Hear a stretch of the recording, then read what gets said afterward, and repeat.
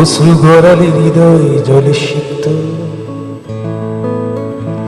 কত প্রদীপ শিখা জ্বালালে জীবন আলোয় উদ্দীপ্ত, কত ব্যথা বুকে চাপালে তাকে বলি আমি ধৈর্য। নির্মমতা কত দূর হলে জাতি হবে নির্লজ্জ।